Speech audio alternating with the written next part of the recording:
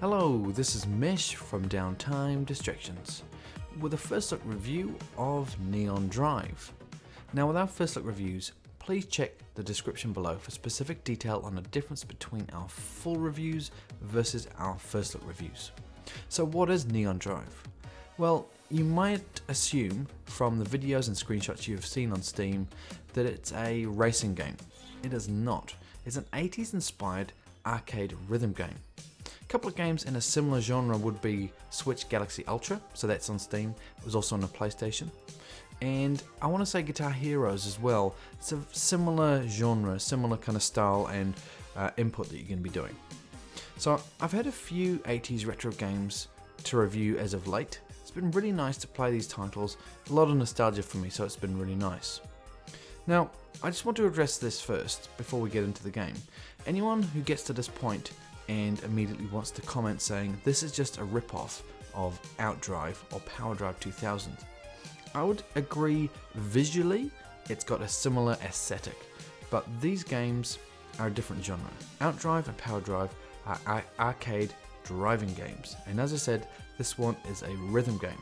So hopefully that helps define that and save some confusion. Anyway, let's get back to talking about Neon Drive.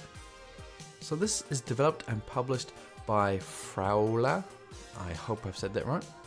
So previous titles from these guys, from what I can see, it's all been iOS based. This looks to be their first game on the PC platform. So Neon Drive actually came out on the iOS 6 months ago. It had a positive response, but that doesn't necessarily mean it will equate to being very positive on the PC, but we'll take a look at that anyway. So this is coming to Steam on the 13th of May at a price of $9.99 US with a 20% discount at launch. It's on the Unity engine and it has control and keyboard support. Okay, so let's talk about the gameplay. Let's start with the levels. So we have 7 levels to work through, so they unlock as you slowly progress. Now the purpose is for you to maneuver the vehicle around the obstacles to finish the track. Whilst that sounds easy, it really isn't. So the only inputs you're going to use are a left and right. So I was using the controller, which I found to be working quite nicely for me. But that is why I mentioned that this isn't a driving game. It's an arcade game. You can't speed up, you can't slow down. All you have is left and right. So let's break down the levels a bit as well. So the levels are broken into a couple of sections. So for example, the first level, you'll hit about 50% of the level progress, and you'll hit a bit of a checkpoint, which is nice. So you can, if you obviously crash, you can go back to that point. But at that point, the level completely changes. So it goes from a kind of, behind the car view to a top down. So you've become this little miniature car, and you're still doing the same process, but at a different view and a different style. So it's nice to mix it up with that. And you're gonna get that throughout each level as well. So sometimes your car will turn into a plane. Sometimes it might turn into a robot. Certain levels it turns into a flying car. So it really adds a really good variation. When you hit that checkpoint, 50%, things get mixed up and every level is different. The levels are always the same. It's not procedurally generated, and it's the same track every level. But as I said, it mixes it up with that part where you hit certain areas and things will change. So each level has 3 difficulties. So you have easy, hard, and insane. So when you increase from easy to hard, the car speed and the music tempo increases. So hard is 1.15 times the normal, and insane is 1.3 times the normal speed. So things get progressively harder as well, as the names would say. Hard and insane is about right. So before we look at the options menu, what I'm going to do is I'm just going to let the music play, and I'll try and last as long as I can without crashing, and I'll stop talking just so you can listen to the music to get a good idea if you like this genre of music and how the game plays. Because ultimately I think if you don't like this music style, this game probably isn't for you, because you're going to be hitting the same levels in the same track, upwards of some levels I'm up to 100 retries, because it's so quick to hit them again and again and again, and you're going to be listening to the same music over and over again, and obstacles are based off the music as well. So let's have a listen.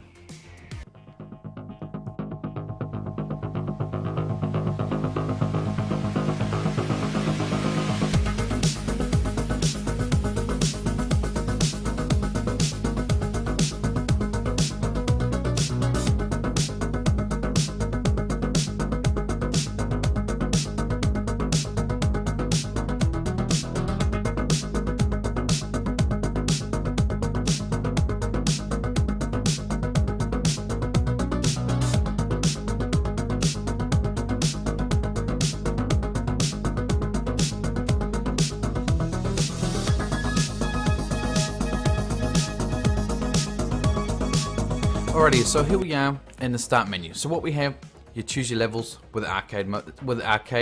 That's quite cool. Bit of a homage there to old arcade machines. We have an interesting mode as well, which is the endurance mode. So with that, all that happens is there's no checkpoints. You just start at level 1 and you try and work your way without stopping all the way through to level 7. So if you can do that, let me know in the comments below. Actually, even if you get the title, post what level you can get to in the endurance mode. I'll be interested to see.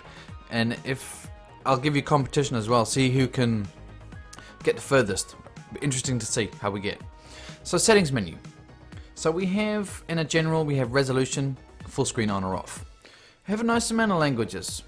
Music on or off. Now this is tricky because I would normally say I want more music options. But the thing is, there is only the music in this game. There's no other sound effects.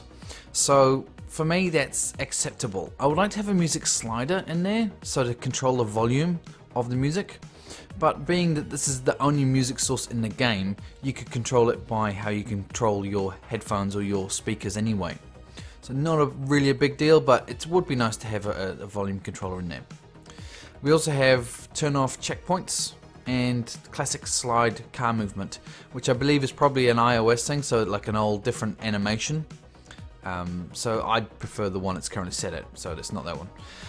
Graphics, couple things. So graphics quality high or medium, anti-aliasing options, bloom, glow, distant reflections, particle fogs. You know, there could be a lot more options in here. The Unity engine can handle more options than this. Nice little feature though, you can see the FPS on the right there. So it sits, you know, should sit around 60 for the most part. And you have VSync on or off as well. So the controls are interesting. So if you start up with the controller, it'll automatically put the controller in here, and you can't remap anything. But you got different buttons. You only need 2 buttons, right? Left and right. So they've mapped everything anyway. So all options here are mapped for you. And it's similar on the keyboard as well. So you got a couple of different options on the keyboard for left and right. But it's only 2 buttons, so I'm not overly concerned that it's not rebindable. And let's look at the extra menu. So we have wallpapers, link to the website and Facebook. Only other thing around here is this. You can change the number plate. You're limited with 4 letters, but still, it's pretty cool. It suited me because obviously mesh is 4 letters. So hey, let's have a summary here. So let's start graphically. So it's a very cool design. Not the best looking graphics around. As I said, it's come from iOS. It's on a Unity engine, so it's not bad. But for me, it definitely had a bit of lacking in shadows and lighting. But the thing is, the aesthetic of the game, the vibrancy of the colors and the world you're in, made me overlook it. You know, it's that very kind of Tron 80s look, and I wasn't looking for shadows and lighting. It's just something I noted when I was kind of, you know, because I like to scrutinize down for you guys to try and pick out as much as I can. And that is one thing I did notice. But if I was just playing it, enjoying it, I would have never noticed it. So let's move on to audio. So for the audio, I personally found it fantastic. But I have a heavy affinity to 80s tracks of this type. I often find myself listening to a YouTube channel called the New Retro Wave. I'll link that below because I really like that. And if you like this game, you might like that channel as well, so check it out. So if you are a fan of this music, you might get into it. But if you're not, and you have, I guess, an antipathy for this music and this genre, this might not be the game for you. As you can't change the music, and it's the similar music throughout all the levels, from start to finish. And as I said, when you get stuck on a certain area, it's going to be the same beat over and over and over again until you get past it. And that might just drive some people nuts if you're not into it. So let's talk about the gameplay. Very simplistic inputs, and obviously why it works so well on the mobile platform. And that might put some people off. You're only using 2 keys or 2 buttons on the gamepad. But for me, it worked well. With the difficulty and the graphics and the audio, it makes a really appealing game, I find. The dev also mentioned they're a big fan of Dark Souls and the Bloodborne series, so they don't mind dying a lot. And I'll warn you, with this title, you will reset the level or die a lot, and it can be frustrating. So the ultimate question, is this title worth $9.99. Remember, at launch you'll have 20% off, so what's that? $7.99. For me, it's a definite yes, and that's primarily because of that predilection I have to the soundtrack and to the 80s retro style. And I also find difficult games frustratingly addictive. I mean, this review's been really hard to complete because I always find myself just stopping to play the game and not doing the review. But if you're not a fan of the 80s genre or the music in this title, you might want to avoid this one. But if you are, you'll get a good few hours out of it. A good few hours of brain-melting frustration, as the page says, and I agree with that. Another option here is, if you're looking for an iOS title, and you're on the fence with this game anyway, you could pick up the iOS version for a couple of dollars cheaper. So if you're looking for a game to play on the way to work, you know, kill two birds with one stone, you could try the game out and also have a new game on your iOS device. So that's an option for you, if you're looking for something there. So final thoughts from me, I've enjoyed my time with this title, but that's based around my affinity with the genre and the music. But if you're not into either of those, you might want to set this one out. So I hope this video has been beneficial for you, and I hope you've got a lot out of it. I hope you've enjoyed it. Please leave me some feedback below. Positive, negative, criticism is always appreciated. Give us a thumbs up if you liked it, obviously thumbs down if you didn't, and subscribe for more content from us. And thanks for watching, and I'll see you next time.